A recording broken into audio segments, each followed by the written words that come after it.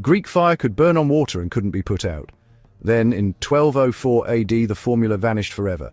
Here are 6 more weapons we'll never see again.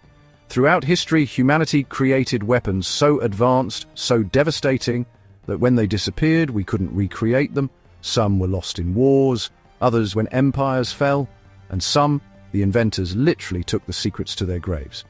Let's dive into 7 weapons that vanished into thin air. Let's start with the king of lost weapons, Greek fire. In 672 AD, Byzantine engineer Kallinikos created something that terrified the entire medieval world. It was a liquid that burned on water, stuck to everything it touched, and couldn't be extinguished by normal means. What made it special? Imagine you're a sailor attacking Constantinople. Suddenly jets of flame shoot from Byzantine ships. The fire hits the water and keeps burning. You try to put it out with water. It burns hotter. The flames stick to your ship like napalm. Historians believe it was a mixture of petroleum, quicklime and sulfur. But here's the kicker. We're still not 100% sure. Why it vanished? The Byzantines guarded this formula like nuclear codes. Only the imperial family and a handful of engineers knew it.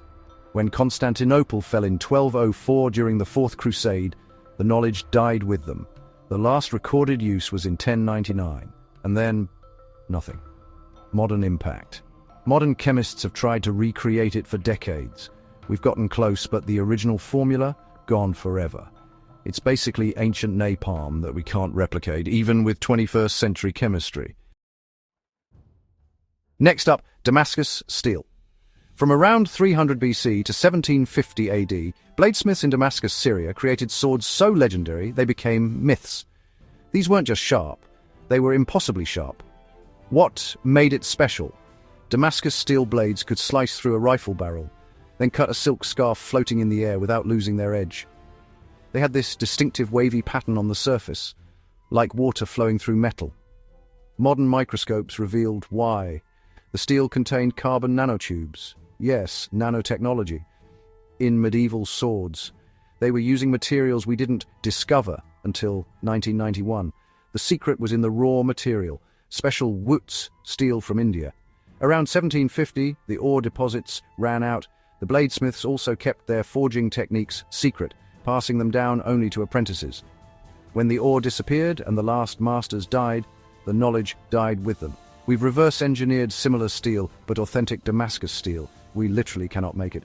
The original ore is gone, and despite our advanced metallurgy, we're missing something those ancient smiths knew. In 212 BC, Roman ships attacked Syracuse. According to ancient historians, mathematician Archimedes had a surprise weighting mirrors, lots of mirrors, and they supposedly set the Roman fleet on fire from the shore. The concept was brilliant. Use bronze shields or mirrors to focus sunlight onto a single point on enemy ships.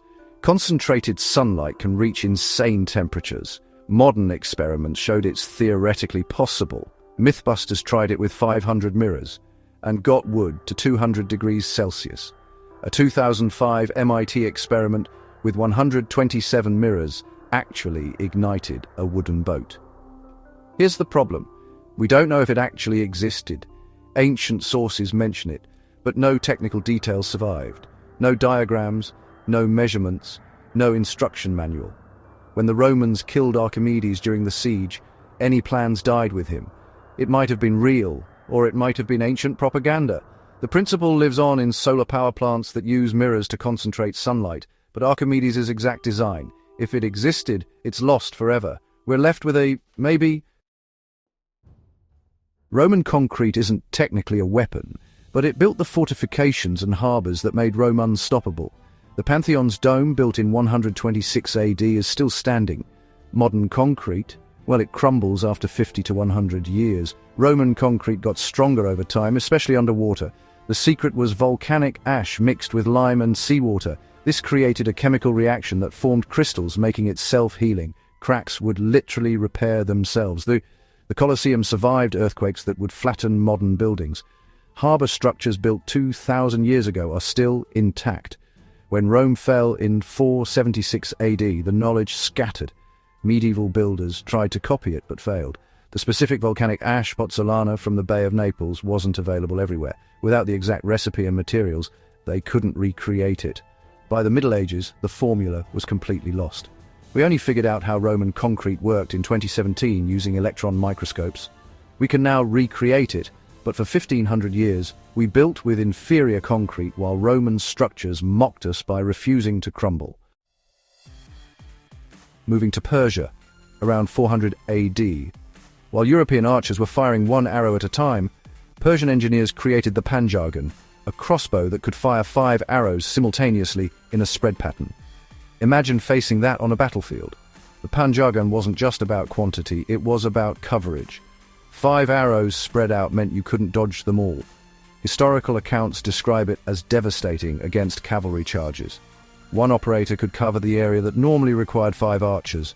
The mechanism used a complex system of triggers and tension distribution that allowed all 5 arrows to launch with equal force. The Persian Empire fell to Arab conquest in 651 AD.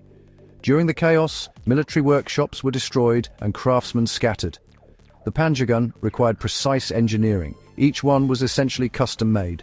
Without the specialized workshops and master craftsmen, production stopped. No detailed plans survived the conquest. Modern militaries use the same principle with shotguns and cluster munitions, area coverage over precision. But the specific mechanical design of the PANJAGAN lost.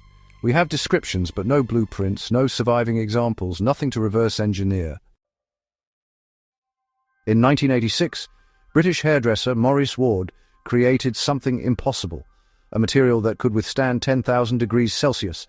He called it STARLITE, and it's the most frustrating entry on this list because it disappeared just 30 years ago. Ward demonstrated STARLITE on BBC TV. They blasted it with a blowtorch at 2,700 degrees Celsius, hot enough to melt steel. The material didn't even warm up on the other side. You could hold it with bare hands. NASA tested it and confirmed it worked. It could withstand nuclear blast temperatures. A thin coating could protect spacecraft, firefighters, or military vehicles. It was revolutionary. Ward refused to reveal the formula. He wanted to license it, but feared companies would steal it. He turned down deals with NASA, the military, and private companies. In 2011, Maurice Ward died, taking the formula to his grave. His family claims to have the recipe, but nothing has materialized. No patents were filed with complete formulas. This is the most painful loss because it happened in the age of modern science. We had it, we tested it, we know it worked. And now it's gone because one man didn't trust anyone with his secret.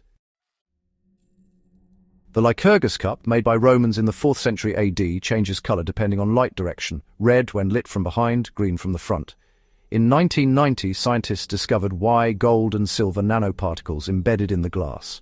What made it special? Romans were manipulating particles 50 nanometers wide. That's 1,000th the width of a human hair. They created quantum effects without knowing quantum physics existed. The Damascus Steel we mentioned earlier also contained carbon nanotubes. Ancient Egyptians used gold nanoparticles in glass. They were doing nanotechnology 2,000 years before we invented it in the 1980s. Why it vanished? They didn't know they were doing nanotechnology. They just knew certain materials and techniques created amazing effects. When empires fell and trade routes collapsed, the specific materials and techniques were lost. No one wrote down, add gold particles at 50 nanometers, because they didn't understand what they were doing at that level. We can recreate these effects now, but only because we reverse-engineered ancient artifacts with electron microscopes. For over 1,500 years, we couldn't figure out how they did it. Ancient craftsmen stumbled onto advanced physics accidentally. So, which of these weapons would change warfare today? Greek fire would revolutionize naval combat. Damascus steel would create unbreakable blades. STARLITE could protect soldiers from any heat. But here's the real question. What other lost technologies are sitting in ancient texts that we haven't discovered yet? If you found this fascinating, smash that subscribe button because we're diving into more mind-blowing history every week. Drop a comment telling me which weapon you'd want to see recreated. Greek fire? Damascus steel? Or maybe you think Archimedes' death ray was just ancient fake news? Let me know.